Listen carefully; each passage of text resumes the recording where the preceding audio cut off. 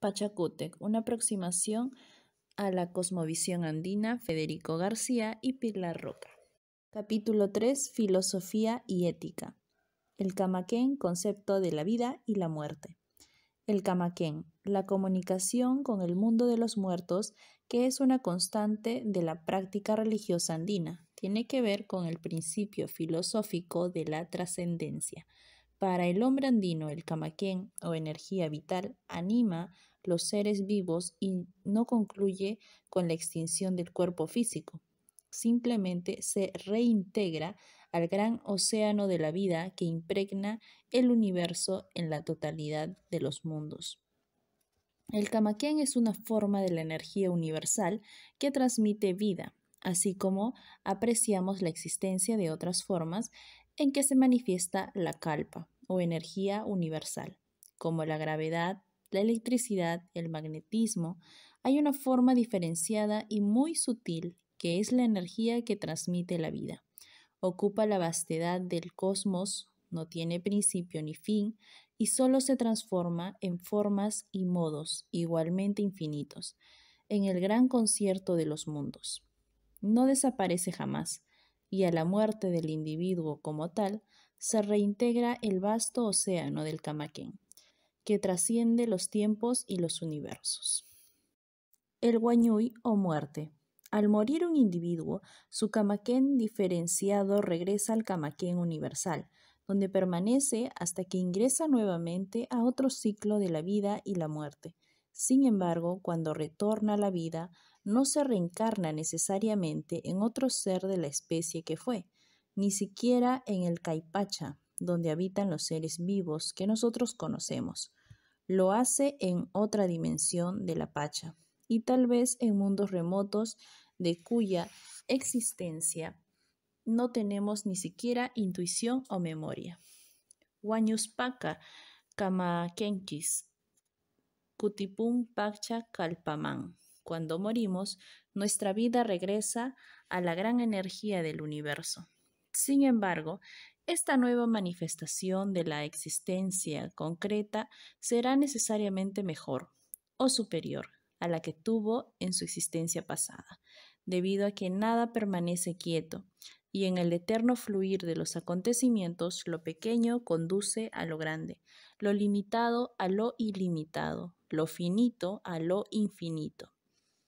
Kaisi yoximuschis yapamanta aswan sumak kausanamkan. Luego salimos nuevamente a vivir una existencia superior. El breve tránsito por la existencia corporal es pues un periodo de perfeccionismo para acceder luego de la muerte a formas superiores de la existencia. No es una regresión al paraíso o al infierno como proponen las religiones occidentales, incluido el Islam, sino un acceso a nuevas y superiores formas de vida. Se diferencia del budismo y algunas corrientes del espiritualismo asiático, en que la nueva oportunidad de vivir no debe considerarse una fatalidad negativa, sino un edificante reciclaje que no deja por qué ser necesariamente una expiación. En la tradición andina, lo único que concluye con la muerte es la apariencia física del individuo, la forma que adoptó durante el periodo de su vida inmediata. Su Camaquén permanece, se reintegra a la energía vital que puebla el cosmos, hasta que algo determine su regreso a nuevas y superiores formas de vida. En la antigüedad se hacía necesario momificar el cadáver y convertirlo en malqui, es decir, una momia, cuya acepción quechua es también árbol, esencia germinativa que permanece en el tiempo. La memoria del difunto, como un árbol de vida larga y fecunda, permanecerá entre los suyos echando raíces, hasta que también por acción de la Pacha, es decir, del espacio-tiempo, devenga innecesaria y se extinga.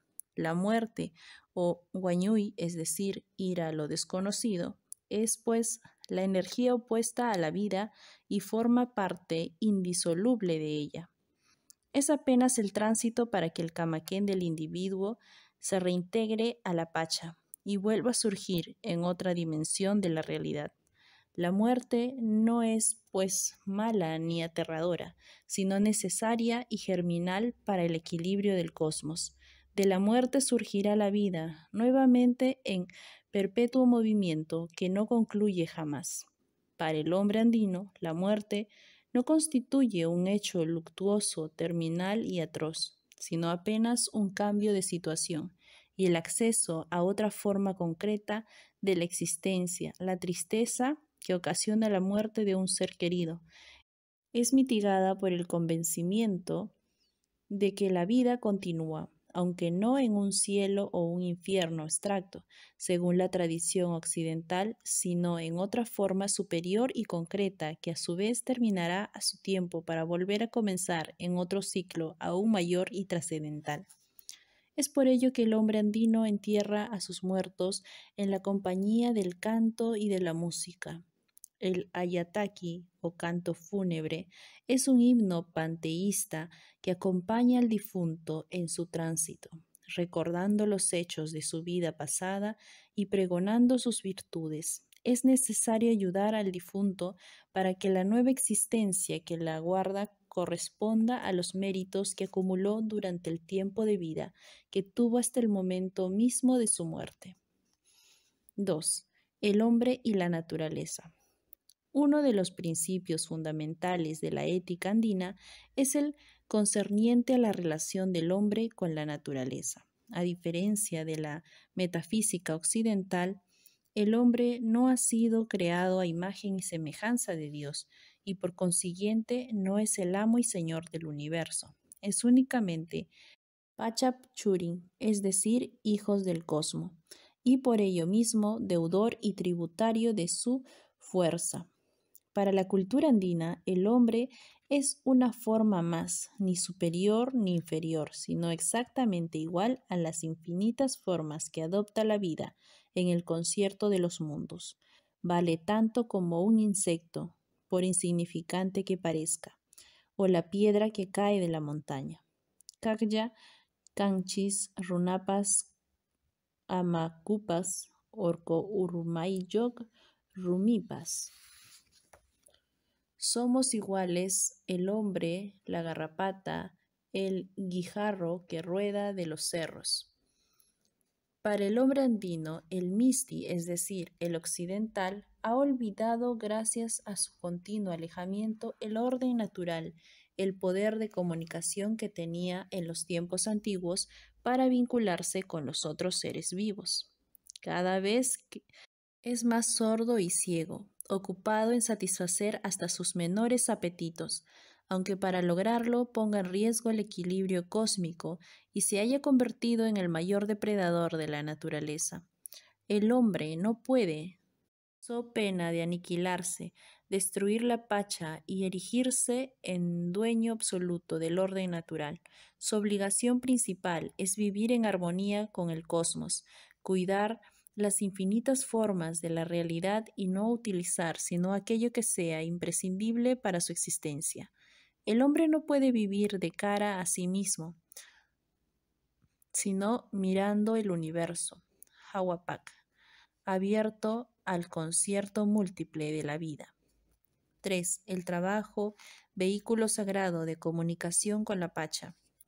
Para el hombre andino, el trabajo es un acto sagrado que lo vincula con los cosmos.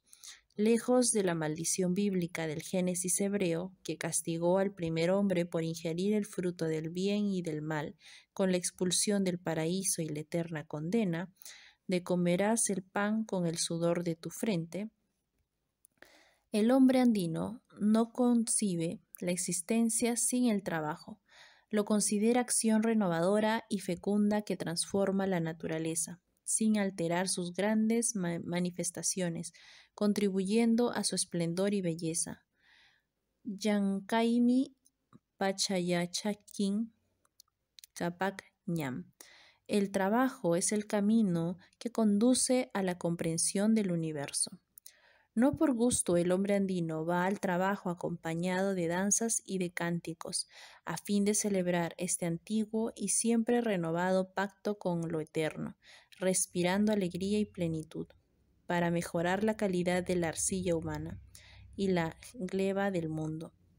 Debido a esta idea fuerza original, según el cronista conocido como el jesuita anónimo, que describió la vida en el Tahuantinsuyo durante la corta etapa terminal del esplendor quechua, era imposible que hubiesen vagabundos y mucho menos gente miserable que anduviesen desnudos y hambrientos, pues todo estaba provisto y reglamentado de tal suerte que cada uno valiese por sí, con la sola excepción de los enfermos e inválidos a quienes se atendía, proveyéndolos de lo necesario de los depósitos del Inca.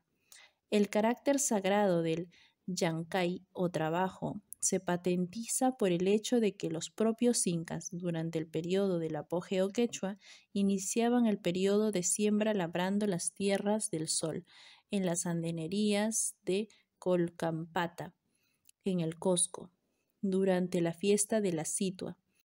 A su ejemplo y obedeciendo el reparto de los Yactacamayoc, la totalidad de los hombres y mujeres en edad de trabajar, con excepción de los impedidos físicos, realizaban la tarea asignada, sea en el cultivo de la tierra o las diversas artes y oficios que formaban su actividad. Una de las premisas fundamentales de la ética andina se resume en el principio jurídico del amaqueya, es decir, no seas ocioso. Sentencia que, por exclusión, valora el trabajo como uno de los pilares fundamentales de la sociedad. Según el cronista Polo de Ondegardo, todos los trabajos lo hacía la comunidad junta, que procuraban que fuese moderado y con el menor riesgo posible. Era el trabajo lo único que se tributaba y se exigía, no al individuo, sino a la colectividad, la cual se encargaba de repartirlo, es decir, el trabajo. Para la ética andina tiene un carácter sagrado que implica, por un lado, la certidumbre de que el Estado está en la obligación de proporcionarlo y, por otro, la obligación del individuo de prestarlo para el bien común. El producto del trabajo social acumulado es devuelto luego a la comunidad y al individuo en bienes y servicios, y en volumen suficiente para satisfacer sus necesidades. Posiblemente, gracias a esta concepción del trabajo, la sociedad andina, anterior a la invasión, fue la única de todas las que se formaron en la tierra que realizó la proeza de satisfacer a plenitud las necesidades básicas de su población, desterrando la pobreza y la marginalidad, lamentablemente característica de las otras sociedades históricas. Esta certidumbre ha sido cuestionada por quienes se resisten a aceptar que la utopía social imaginada por Campanella o Tomás Moro haya sido alguna vez una realidad concreta en la historia humana, menos que tuviera lugar en una región del mundo donde para el demos europeo solo existían behetrías e imperios esclavistas, antes de la epopeya del descubrimiento y la acción civilizadora del cristianismo. El carácter equitativo del trabajo señalado por la totalidad de los cronistas respondía al principio de que cada cual debía aportar su esfuerzo de acuerdo a su clasificación y posibilidades, al mismo tiempo que el Estado tenía la obligación de distribuir la riqueza acumulada de acuerdo a las necesidades de la colectividad y de las personas. Es curioso anotar que en el Tahuantinsuyo se cumplió a cabalidad esta concepción de la sociedad comunista, de acuerdo a lo escrito e imaginado por Carlos Marx, Federico Engels y otros filósofos occidentales. José Carlos Mariátegui, ideólogo peruano de aportes fundamentales para la comprensión del Perú, definió como comunismo agrario a la sociedad andina en su importante ensayo sobre el problema del indio y otros escritos de su vasta y esencial bibliografía. Algunos artículos publicados en Amauta subrayan esta genial percepción del fundador de la sociología científica en el Perú moderno. sobre la naturaleza de la sociedad inca, curiosamente, por intención u omisión, la información sobre las sociedades anteriores a los incas es escasa o nula, limitándose a generalidades y especulaciones derivadas de los restos arqueológicos hallados, particularmente tumbas y necrópolis. Se ha especulado mucho. Quienes adhieren a la clásica división de la historia humana en 6 etapas grandes sucesivas: comunismo primitivo, esclavismo, feudalismo, capitalismo, socialismo y comunismo, 4 plenamente consumadas y las 2 restantes en proceso de construcción o pertenecientes al futuro. Tratan por todos los medios de encajar la sociedad andina prehispánica en alguna forma del esclavismo, siendo ineluctable el paso de la humanidad por estas etapas. Es lógico que los incas hubieran cimentado su sociedad en una forma peculiar de esta categoría, tal vez más próxima a las formas del llamado esclavismo patriarcal, que caracterizó algunas culturas centroeuropeas asentadas durante el apogeo del Imperio Romano en los territorios de la actual Alemania. Es conveniente dedicar algunas líneas a esta digresión. El esclavismo, bajo cualquiera de sus modalidades, tanto la sociedad esclavista clásica greco-romana como las formas establecidas en algunas beetrías germánicas, basan su proyecto en la apropiación absoluta del trabajo social en beneficio de la casta gobernante. La propiedad es igualmente patrimonio del grupo dominante, variando solo la forma de ejercer este dominio excluyente. Los griegos y romanos lo hacían de modo total absoluto, apropiándose en todos sus extremos del trabajo social acumulado por la gran masa de esclavos. Las guerras, antes que campañas para apropiarse de tierras y riquezas, parte importante del botín, lo eran para convertir a los vencidos en regimientos de esclavos capaces de sostener las crecientes demandas de producción y servicios de los vencedores. Es un hecho aceptado hasta por los más recalcitrantes que la democracia, cuyo origen sitúan en la Grecia clásica, solo era ejercida por un reducido número de ciudadanos y para su exclusivo beneficio. En Roma, el sistema alcanzó niveles de sofisticación, hechos abominables que la historia oficial ha edulcorado con el diseño de una suerte de Arcadia para la humanidad que en el campo social jamás existió. El esclavismo patriarcal, según este peculiar punto de vista, se diferencia del clásico en la forma de atender las necesidades de los esclavos.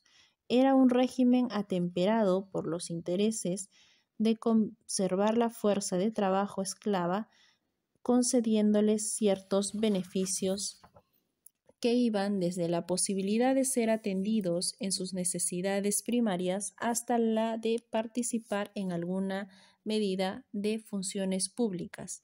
Se dice también que los jefes de estas tribus compensaban a sus esclavos eficientes con bienes materiales, al punto de registrar algunos casos no solo de emancipación, sino de cierto bienestar equiparable al de sus amos. Tal forma de esclavismo se habría practicado también en algunas sociedades del Asia Central. Es la primera gran diferencia. En el Tahuantinsuyo, única forma societal que ha sido descrita y estudiada en la sociedad andina prehispánica, no existía propiedad privada. Era una sociedad absolutamente comunitaria y la propiedad era reservada con exclusividad para el Estado. Las llamadas tierras del Sol y tierras del Inca eran igual que las restantes del enorme sistema adjudicadas a sus beneficiarios solo en usufructo. Los bienes producidos servían para alimentar y proporcionar servicios a los sacerdotes y las panacas cusqueñas para atender las necesidades de sus miembros. Pero también he aquí la gran diferencia: para paliar casos de necesidad social derivadas en tiempos de escasez, malas cosechas o catástrofes naturales. La otra gran diferencia es la forma de participación en el trabajo, siendo este un vehículo sagrado para establecer relación con la Pacha. El año agrícola, como lo tenemos señalado, comenzaba con el trabajo físico desempeñado por los incas gobernantes en las andenerías de Colcampata, en el Cusco. Igual rito debería ser practicado por los Tocricuc o funcionarios del Estado. En cada una de las circunscripciones donde ejercían mando, no podían sustraer a su práctica. Comparase esto con el concepto peyorativo que representaba el trabajo de las sociedades esclavistas, por ser actividad reservada para la clase de esclavos y de suyo, indigna de ser ejercida por los ciudadanos y hombres libres. Se alega que los yanaconas eran esclavos que, contra su voluntad, podían ser trasladados de un lugar a otro a prestar servicios de colonización u otros, en beneficio exclusivo de la casta gobernante. Quienes afirman esto desconocen que la institución matriz del mundo andino era y es la reciprocidad. Los incas no tenían potestad para ordenar cambios traumáticos, menos de poblaciones enteras, si previamente no se habían pactado las condiciones del cambio. La Minca y el Aini, instituciones que describimos en este capítulo, operaban como correas de transmisión entre las necesidades del Estado y el interés de las personas. Los yanaconas constituían una especie de avanzadilla civilizadora, generalmente movilizados sobre los territorios vírgenes y en grave riesgo de pérdida o deterioro. Cuando esto sucedía, recibían el nombre genérico de mitmas o mitimaes. En la expresión castellanizada, numerosos cronistas han descrito a cabalidad esta institución y el sistema utilizado para que fuera exitosa. Aún en el caso extremo de un conflicto, los incas no podían ordenar la leva forzosa de soldados, si no pactaban antes con sus respectivos ayllus el tiempo de servicio y los beneficios que a obtenerse por su participación. Añadamos a modo de colofón que ni aun los clásicos del materialismo histórico, incluido al propio Marx, han determinado las etapas del desarrollo social de la humanidad en una suerte de comportamientos estanco. Cuando las sociedades europeas que sirvieron para su análisis agotaban una etapa y pasaban a otra, ésta mantenía vigente elementos de la anterior y viceversa. No se vio jamás un cambio mecánico de una forma societal a otra. El régimen feudal contenía indudables formas del esclavismo precedentes, así como el capitalismo lo hizo con la feudalidad supérstite, sobre todo en el campo. Sin ir muy lejos y en nuestro pasado inmediato, las haciendas agroindustriales de la costa precedentes a la reforma agraria que implantó el régimen del general Velasco eran de corte típicamente capitalista. Estas formas de organización empresarial coexistían con las haciendas serranas, donde el gamonalismo habían establecido un régimen típicamente feudal. Mariátegui da abundantes pruebas de ello en sus ensayos sobre la tierra y el comunismo agrario, como clasificó acertadamente a nuestro juicio el régimen anterior a la invasión. Esta caracterización, que comparten estudiosos tan caracterizados como Dubiols, llama también a una reflexión necesaria. ¿Fue comunista el régimen incásico? ¿O es mejor clasificarlo como imperio socialista, como quiere Baudin y otros peruanistas importantes? Dicen los clásicos que el socialismo se caracteriza por un Estado fuerte y una distribución del producto social de acuerdo a la calidad del trabajo de las personas. Durante esta etapa del desarrollo humano no desaparecen las clases, sino se invierten las bases de la pirámide. Un Estado fuerte despoja el poder a la burguesía y entrega la conducción social al proletariado, manteniendo formas de intercambio que irán desapareciendo poco a poco, a medida que la nueva sociedad se organice. La moneda, por ejemplo, cumple todavía su función de unidad de cambio y se mantienen formas de propiedad individual que van languideciendo paulatinamente hasta que la abundancia de bienes y servicios producidos por la sociedad hagan innecesaria su función y mueran por agotamiento.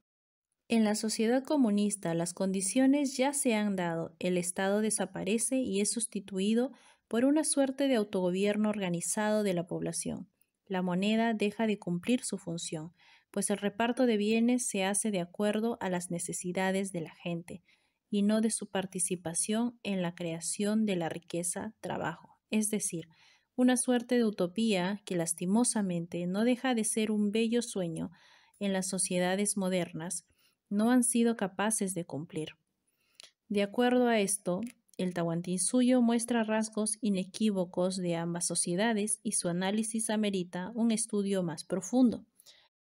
Los incas constituyeron un estado fuerte. La planificación centralizada se demuestra por múltiples testimonios de cronistas y estudios del pasado andino, como María Rostorowski y Franklin Pease, que han elevado parte del enigma. La tierra era repartida en función a las necesidades de la población y a la administración de los Tocricuk, y funcionarios eran garantía del funcionamiento armónico del sistema. La distribución de bienes y servicios era de carácter colectivo y se dispensaba de acuerdo al tributo en trabajo, base de la estructura social del incario. Cada quien recibía, pues, la parte que le correspondía del producto social, de acuerdo al trabajo realizado, obligación de la cual nadie podía sustraerse, ni siquiera los incas.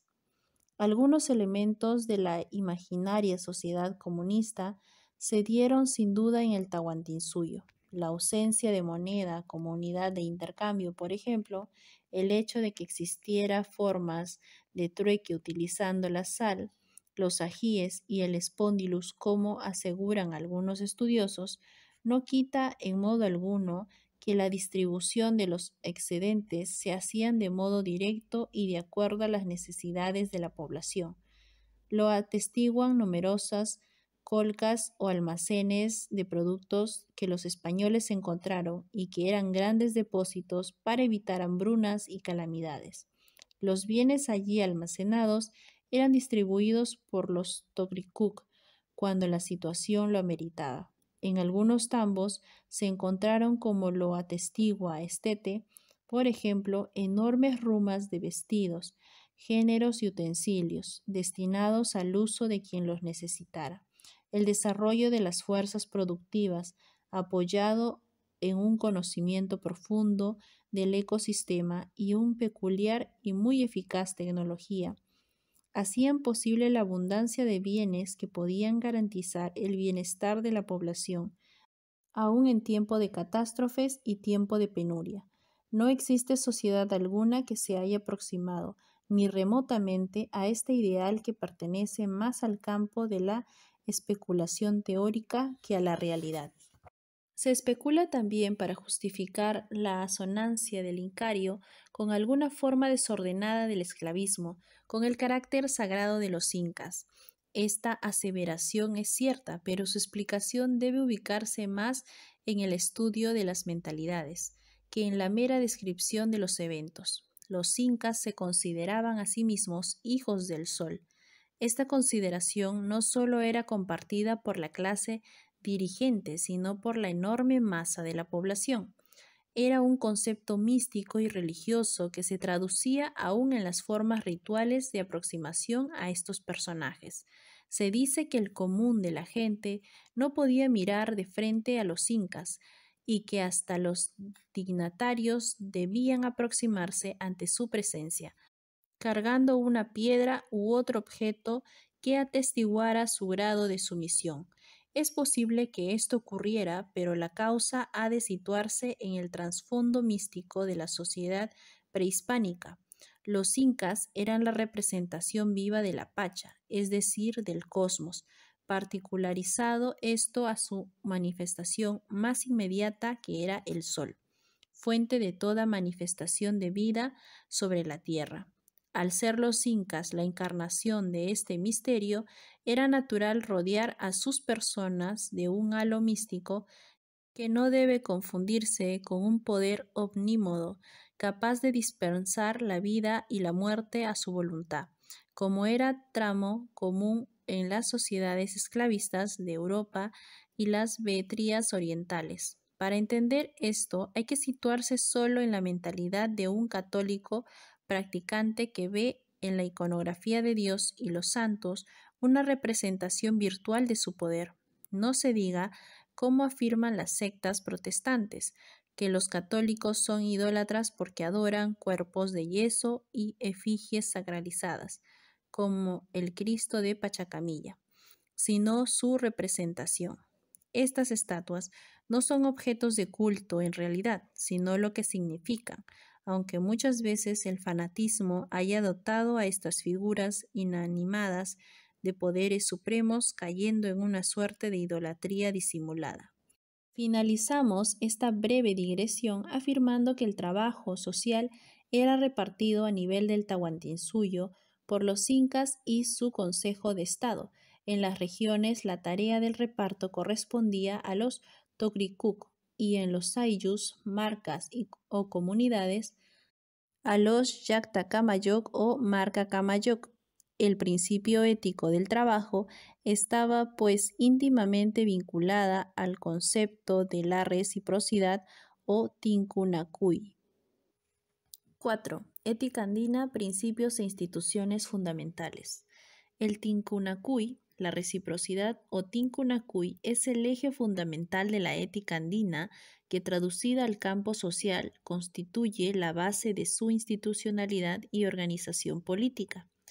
La reciprocidad o tincunacuy es un concepto raigal consistente en la obligación de concertar una acción cualquiera sobre la base de recibir algo a cambio, de valor o medida equivalente. En la antigüedad, cuando los gobernantes y el Estado requerían el concurso de la sociedad y los individuos, estaban obligados a otorgar a cambio un beneficio previamente pactado que conviniera el interés de las partes. Durante el apogeo andino, cuando se trataba de realizar una obra estatal de envergadura o emprender una acción que interesara al conjunto de la sociedad, tratase de la construcción de un camino, una fortaleza, la participación en una guerra o la incorporación de nuevos territorios al Tahuantinsuyo, la reciprocidad o tincunacuy recibía el nombre de mita. La mita, por este sistema se realizaron las grandes construcciones incas y preincas, las obras de irrigación de los valles costeros, los caminos que vincularon las distintas regiones del Tahuantinsuyo y que en la época de la invasión eran 4 veces mayores a todos los caminos que existían en Europa juntos. Los mitayos recibían a cambio de su contribución en trabajo para la obra común beneficios de toda índole que iban desde la entrega de productos alimenticios y ropa, ahuasca y cumpi, tejidos de calidad, hasta el privilegio de ingresar a los Yachayhuasi o Casa del Saber y recibir nuevas tierras y ganado para mejorar su calidad de vida.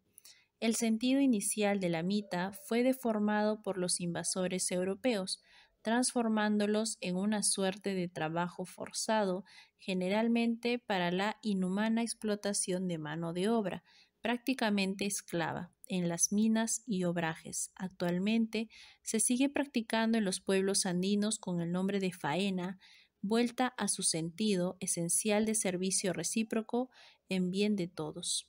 El Aini, cuando la reciprocidad se establecía entre los Kamayoc o gobernantes de una comunidad o pueblo con los Aiyurunas o habitantes de su circunscripción en edad de trabajar, se denominaba Aini.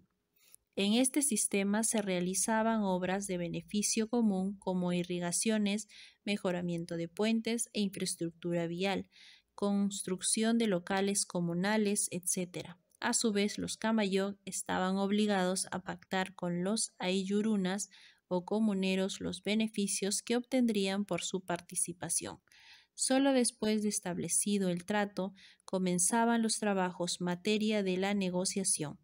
Bajo este sistema se regulaba también la participación de los individuos en el servicio militar durante el tiempo que fueran requeridos.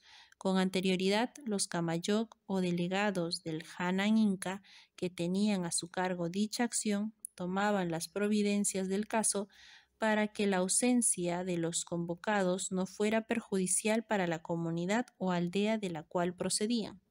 Por esta razón, el llamamiento del servicio militar se efectuaba generalmente durante el tiempo muerto del calendario agrícola, cuidando de que fuera a concluir antes de que la fuerza laboral se tornara imprescindible para la producción de bienes y servicios.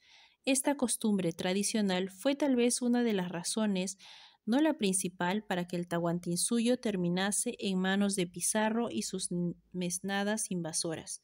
Buena parte de los ejércitos incas se habrían desmovilizado por coincidir la penetración de los españoles y sus aliados cañaris y chachapuyas hacia el Cusco con los meses dedicados a la cosecha.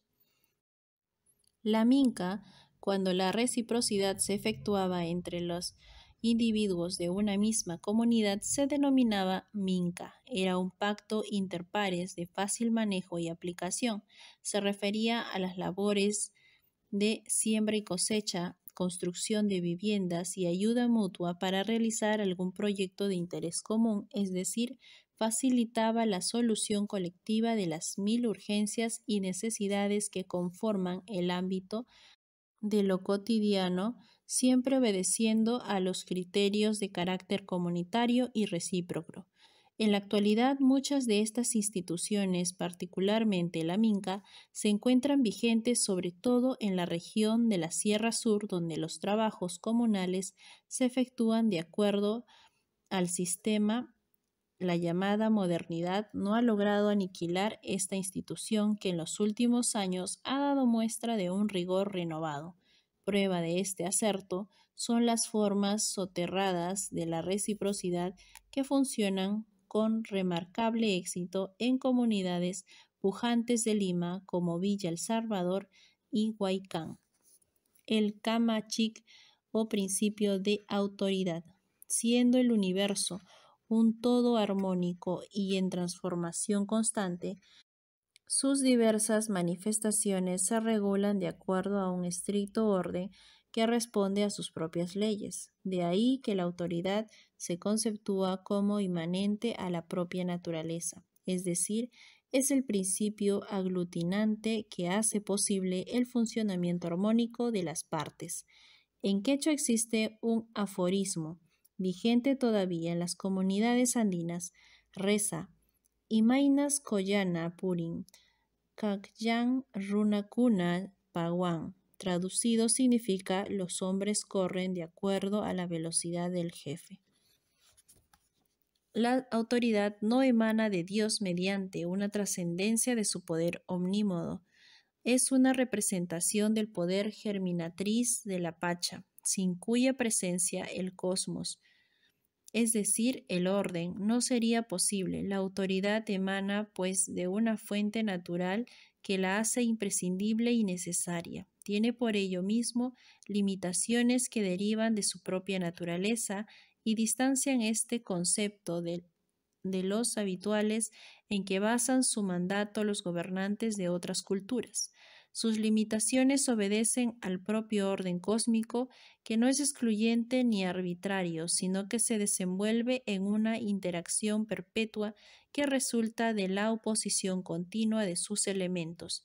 En quechua, Pacha Huichapi, Macanacuspa, Causac, Pura y Yarim, Camachicunap, Yachachicuncay, Aucanacuita. La existencia surge de la eterna disputa entre el vientre del cosmos. La autoridad orienta esa disputa. Esta peculiaridad diferencia radicalmente el principio de autoridad andino de otras jerarquías, particularmente europeas y asiáticas. En el mundo prehispánico, ningún inca, malcu o camayoc podía ejercer el mando sin control ni límite a su poder. el orden natural de la Pacha obligada a las autoridades a ejercer el mando sin tramontar jamás su propio ilimitado campo de acción. En el Incario, los gobernantes no asumían el cargo con la potestad de una sátrapa oriental o las atribuciones desmesuradas de un monarca europeo. Pese a la declarada filiación solar de su linaje, los incas estaban obligados a concertar con la población el ejercicio de su mando bajo el sagrado principio del Tincanacuy o reciprocidad, trátese del inicio o terminación de una campaña agrícola, la ocupación de nuevos territorios o la anexión de tribus y comarcas al sistema estatal del Tahuantinsuyo. Los gobernantes estaban obligados al pacto del mutuo beneficio. El principio de la reciprocidad era de trámite obligatorio e insoslayable para cualquier acción o empresa. Solo después de discutida una oferta y negociada la forma y modo de participación en calidad y cantidad, se iniciaban los proyectos de acuerdo a las modalidades de la mita, el aini y la minca. La autoridad estaba obligada, pues, a respetar estos principios. La guerra era un recurso extremo y poco habitual y tenía un carácter predominantemente defensivo. Es el caso documentado por los cronistas del conflicto sostenido con los chancas. La dualidad. Otro principio singular de la cultura andina es la concepción dual de la naturaleza y por consiguiente de la sociedad humana. Este principio obedece al concepto de oposición que está en la base misma de su percepción sobre las grandes leyes que gobiernan el universo. Para que exista orden tiene que haber oposición, y el poder concilia ambos extremos. En la antigüedad, así como los territorios y los pueblos estaban divididos por una línea central que separaba a los de arriba, Hanan, y a los de abajo, Urin, también los jefes o Camayoc, incluidos los incas, eran dos y ejercían su autoridad bajo el sistema de establecer sus oposiciones. Una dirimencia colectiva resolvía la confrontación en el sentido más correcto, tratase de una asamblea comunera o el Consejo de Estado compuesto por 16 amautas, los hombres más sabios y prudentes, según afirma el cronista Indio Guamán Poma de Ayala. La mecánica de este sistema era bastante singular. Frente al Hanan Inca, generalmente el jefe político que proponía una acción, surgía el Urin Inca, más ligado a la moral y a la religión, que otorgaba o negaba, según el caso, esa posibilidad. Si existía controversia, esta era conocida y evaluada por el Consejo de Estado, que decidía en última instancia. Solo después de la aprobación los incas ejercían su autoridad y hacían cumplir la disposición mediante los mecanismos del poder. Igual sistema existía en todos los niveles de la administración, sea en la población civil, en el ejército o la iglesia, para resolver los asuntos de su propia incumbencia.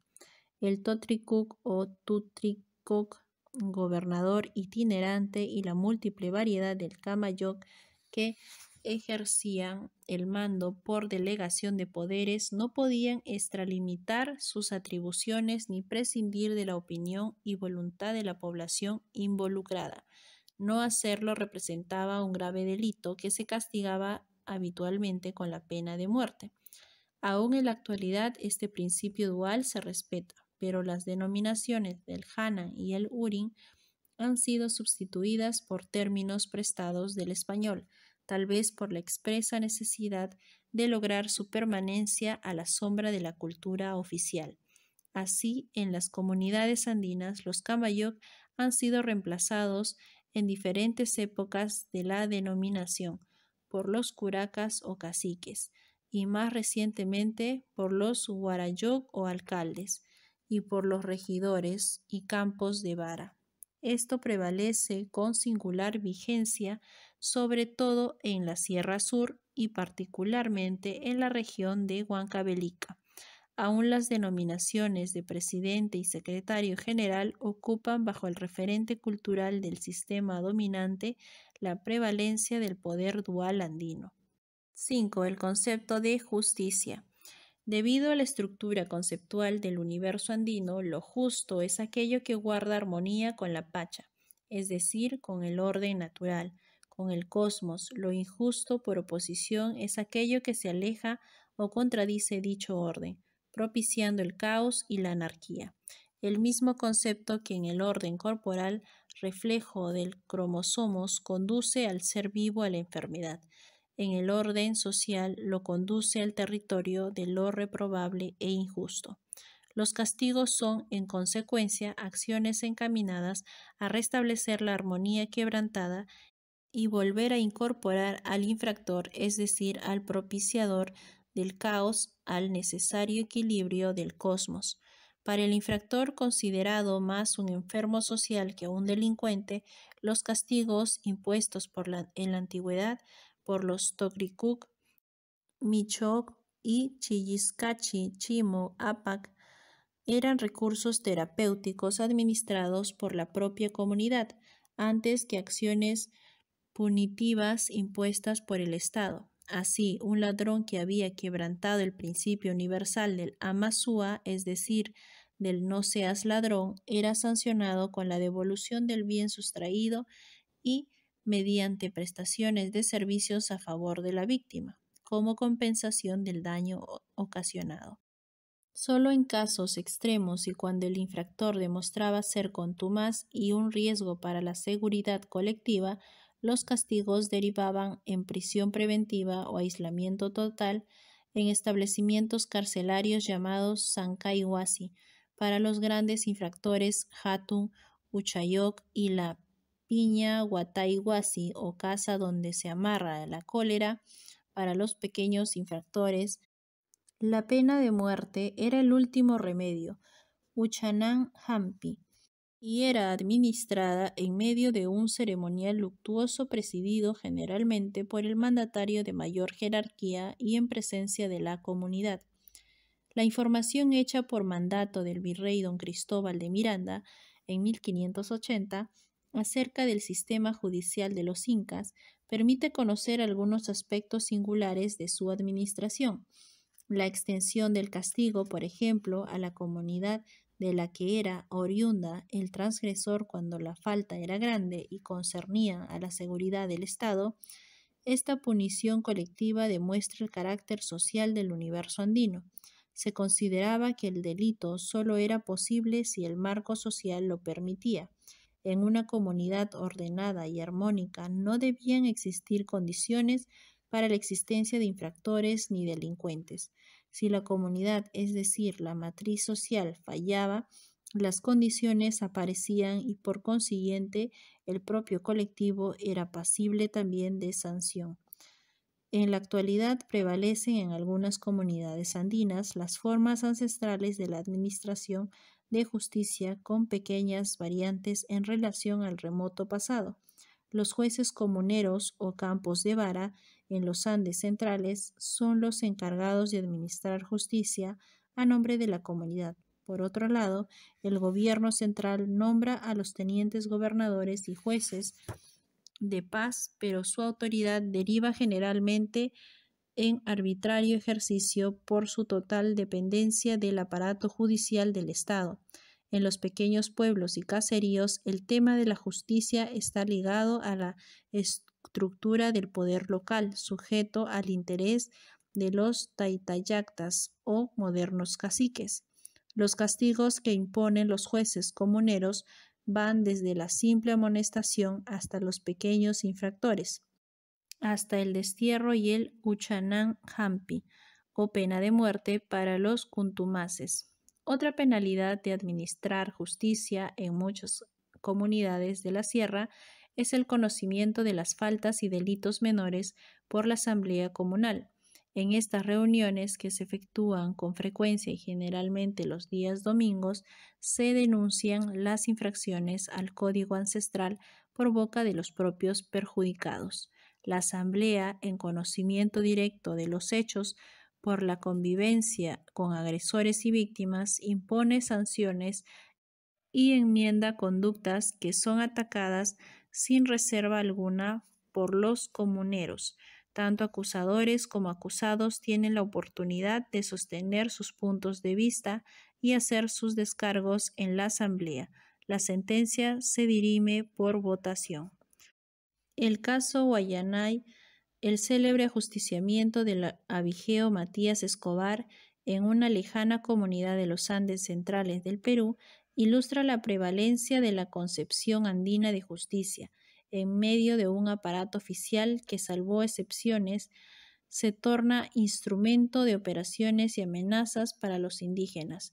Los de Guayanay aplicaron la justicia ancestral a un hombre que había infringido sus reglas y entraron en colisión violenta con el país oficial. Fueron perseguidos y encarcelados, y solo una gran presión de la opinión pública, desatada a raíz de la película testimonial que hicimos sobre el caso, logró librarlos de la cárcel en forma definitiva.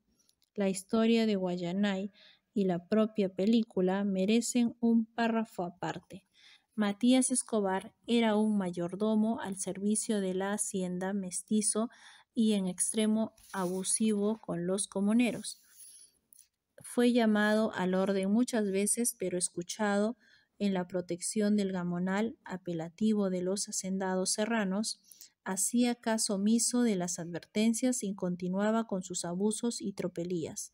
Cuando el límite de tolerancia, codificado por la costumbre, fue superado, los comuneros, mediante un acuerdo de asamblea que consta de actas, decidieron aplicarle el Uchanay Hampi, es decir, la pena de muerte. La sentencia fue cumplida el 5 de septiembre de 1964 y el cadáver, tras 5 días de velatorio, fue entregado a las autoridades de Acobamba, la capital del distrito. A nuestra llegada a la comunidad de Guayanay, 15 años después, procuramos establecer una relación positiva con los comuneros para realizar una película testimonial. Sabíamos que, de no contar con este requisito, el proyecto no podría llevarse a cabo. Facilitó nuestra tarea el hecho de haber sido conducidos hasta Guayanay por el doctor Manuel Delgado Aybar en persona y ser prestadores de una carta de la doctora Laura Caller Ibérico, asesores ambos de la comunidad, que gozaban de confianza y prestigio entre los comuneros. No obstante ello, confrontamos graves problemas iniciales derivados del natural recelo que alimentan los indios hacia los forasteros, y el hecho de gravitar todavía de un modo determinante el ominoso recuerdo de la represión sufrida. Los comuneros se habían autoinculpado colectivamente del linchamiento de Matías Escobar, protagonizando una versión andina de la célebre pieza teatral Fuente Ovejuna. El juez, alarmado por la manera en que los campos de vara de Guayanay habían dictaminado sentencia contra el abigeo y el modo ritual en que procedieron a su lapidación, dictó orden de prisión para todos. Los comuneros se vieron compelidos a fugar a los cerros para no ser arrestados por la autoridad de Acobamba, quien desató una persecución sañuda contra ellos. 16 ayurunas fueron encarcelados finalmente. Este luctuoso suceso dejó huellas indelebles en la comunidad. Cuando nosotros llegamos a Guayanay y a lo largo del trabajo, nos fue común escuchar expresiones como no somos rateros, no somos asesinos, como un precavido acto de autodefensa. Las relaciones entre grupos en Guayanay existen 5 sectores, cada uno con determinado grado de autonomía. También estaban asignadas por los antagonismos y las alianzas prevalentes a la muerte de Matías. En un momento inicial no conocíamos la verdadera naturaleza de estas relaciones, ni podíamos desenredar la complicada madeja de los parentescos, ni la estructura jerárquica de la comunidad. Apellidos como Escobar, Gala, Yalo, Palomino eran corrientes y todo hacía presumir que a través de los años los vínculos de carácter endogámico se habían fortalecido y extendido al punto de convertir a la comunidad en una especie de gran familia con algo más de 1000 parientes más o menos reconocidos. La extracción social de muchos de nosotros provenientes de la sierra y nuestro dominio del quechua facilitaron la tarea para lograr una comunicación positiva. Hay que considerar que la absoluta mayoría de los comuneros adultos son monolingües, quechuas hablantes, y apenas unos cuantos se expresan y escriben en castellano, con verdaderas limitaciones en la dicción y en la escritura. Lucio Gala, joven y con mucha autoridad, era quien con mayor dominio del idioma oficiaba el secretario y obligado relacionista de la comunidad. Su colaboración y rápida inteligencia para captar la verdadera naturaleza de nuestro trabajo y el beneficio que podía aportar a los suyos fueron un valioso apoyo para el éxito del proyecto. A los pocos días de nuestra llegada, la desconfianza inicial fue disipándose, no sin antes atravesar un periodo tenso e improductivo. El acuerdo económico que suscribimos luego de discutir los detalles en 2 asambleas generales fue insuficiente para limar asperezas. Fue necesario realizar primero las prácticas rituales a las que acudimos con total respeto y responsabilidad, conscientes de su gravitación cultural entre los comuneros. Propiciamos un aihuaco o pago a la tierra, oficiada por Toribio Taipe, mesayoc de la comunidad, y el trato experimentó notable mejoría. La concurrencia de los campesinos y las filmaciones se acentuó, y los sábados, día de participación comunal plena, según acuerdo establecido, los comuneros promovieron actividades de tipo folclórico y cultural ajenas al guión que nos permitieron enriquecer la dimensión humana y social de la película.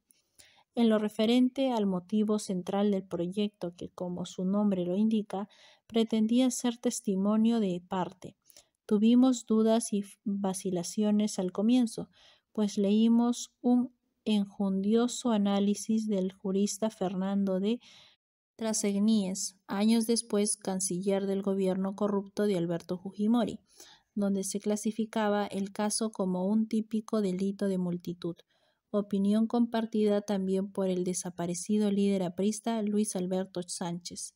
Temíamos que nuestra propia tesis del conflicto cultural terminara diluyéndose en una simple pelea entre familias, a lo más en un acto extremo de violencia cometido al influjo del verde loco, sustancia intoxicante mezcla de querosene y ron de quemar, que acostumbran beber los comuneros en sus fiestas, de efectos presumibles aunque no investigados.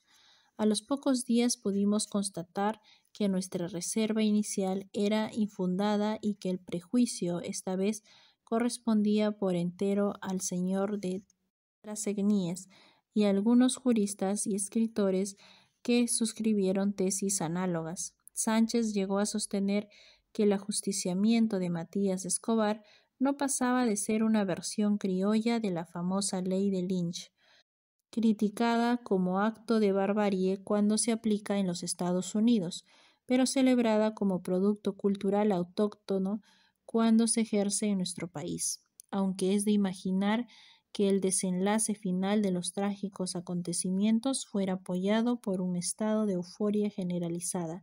Esto no desnaturaliza de modo alguno el carácter eminentemente cultural del hecho. Veamos. En Guayanay existe un cuerpo judicial interno, algo así como las rondas campesinas, conformado por 7 campos de vara, que se alternan en mando cada 2 meses.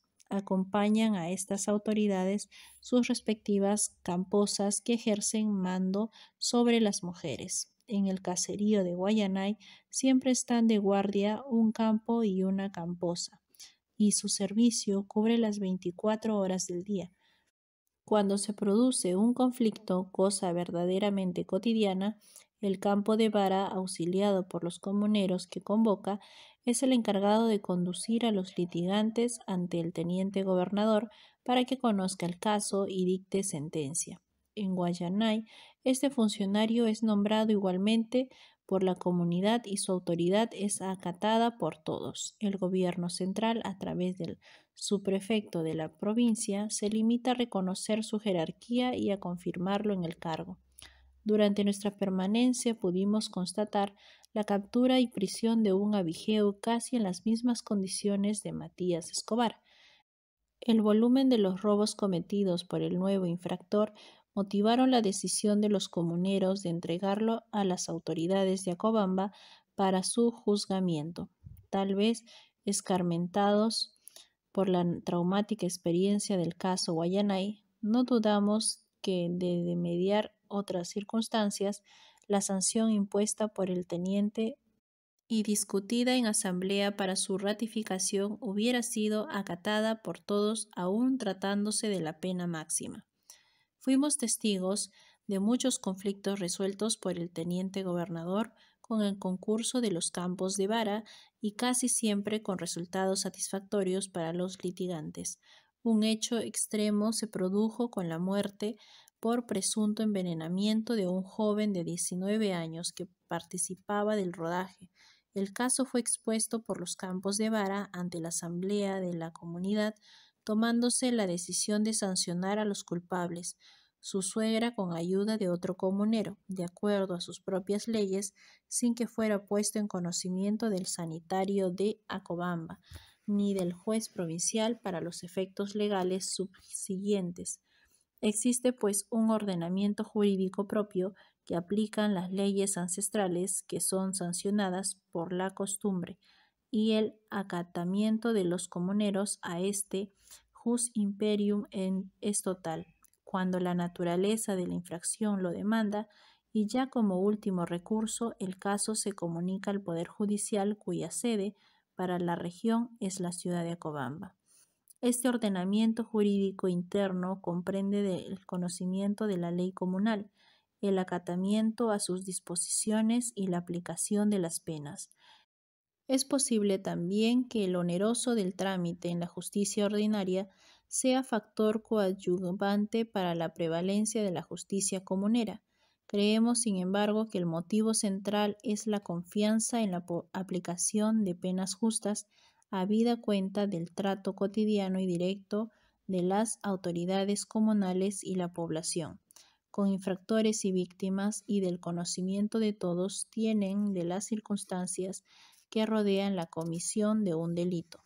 En conclusión, durante el tiempo que duró el rodaje pudimos establecer trato directo con la población y esta experiencia nos permite afirmarnos en el convencimiento de que el caso Guayanay ejemplifica como pocos esta contradicción esencial entre la cultura de la resistencia y la cultura dominante.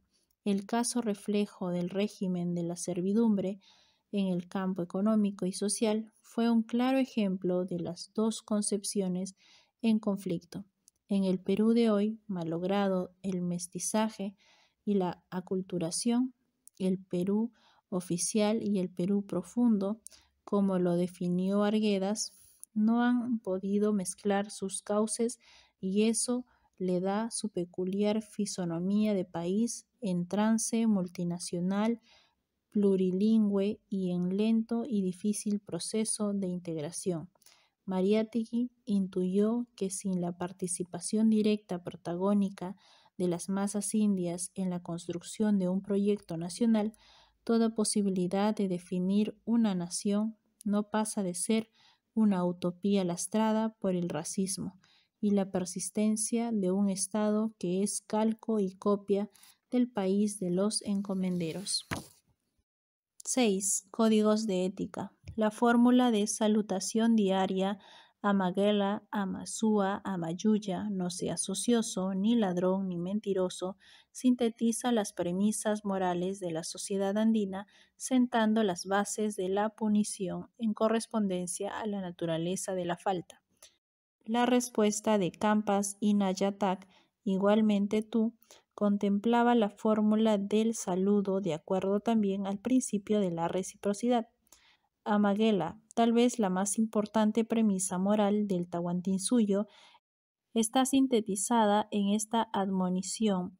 Es una frase imperativa que no permite dudas ni vacilaciones.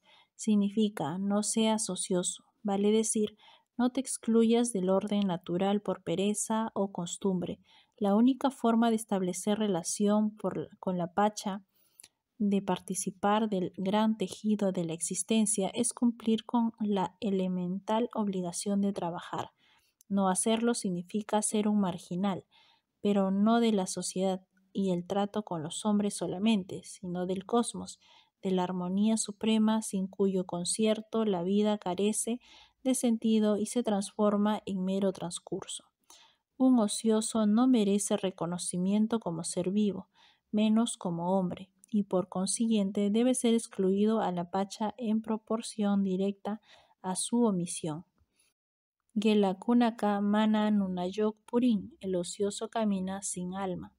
Es interesante recordar que una de las ideas fuerza de la civilización occidental arranca del libro del Antiguo Testamento que narra la expulsión de nuestros primeros padres del paraíso terrenal, desobedientes al mandato del Hacedor referente a la prohibición absoluta de comer el fruto del árbol del bien y del mal, es decir, acceder al conocimiento. Adán y Eva fueron condenados a comer el pan con el sudor de su frente.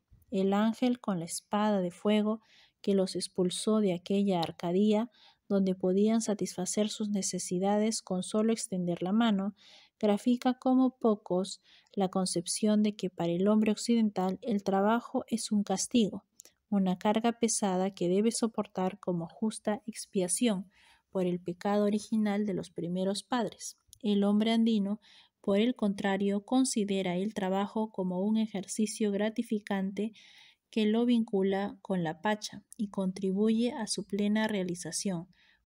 Por ello, cumple sus faenas con alegría y celebra los distintos estadios del trabajo con música y danzas, debido a su carácter sagrado y ritual.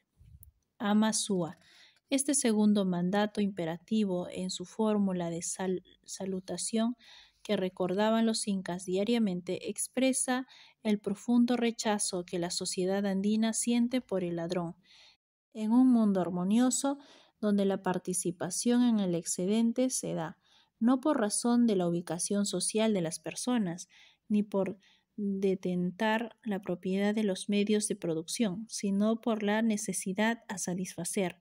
No cabe la apropiación de los bienes ajenos, por ser todos de carácter colectivo. Al despojar a un comunero de sus bienes, se está perjudicando a la sociedad en su conjunto, pues el bien sustraído pertenece a todos, aunque su uso esté restringido a uno solo. El hecho de que la historia de la humanidad, bajo el imperio de los principios y valores de la sociedad occidental, no sea otra cosa que un intento de imponer el contrato social bajo la filosofía del despojo, es otra inquietante premisa que mueve a reflexión. Las guerras que promueven los países ricos para despojar de sus recursos naturales a los países pobres no son otra cosa que la aplicación de esta idea fuerza a nivel planetarios. La invasión de Irak, último escalón de la siniestra cadena que intenta imponer la potencia dominante de la civilización occidental al resto del planeta, ilustra como el más representativo de los eventos, la esencia profundamente inmoral de esta concepción ética. Amayuya. La mentira dentro del código moral andino es otra categoría execrable. El mandato perentorio del Amayuya, o no seas mentiroso, completa la trilogía ética del Tahuantinsuyo. El mentiroso es considerado una lacra social debido a la alteración que puede ocasionar en el normal desenvolvimiento de los sucesos. Pasa de infracción moral a delito cuando sus efectos causan daño a la sociedad, y el mentiroso precisa de una corrección ejemplarizadora. La literatura quechua es significativa en la exegesis de este principio. El mentiroso, casi siempre personificado por un animal astuto y habilidoso como el ratón, Ucucha, y la comadreja Carachupa, termina siempre sus trapacerías sufriendo algún tipo de castigo o punición por sus malas costumbres.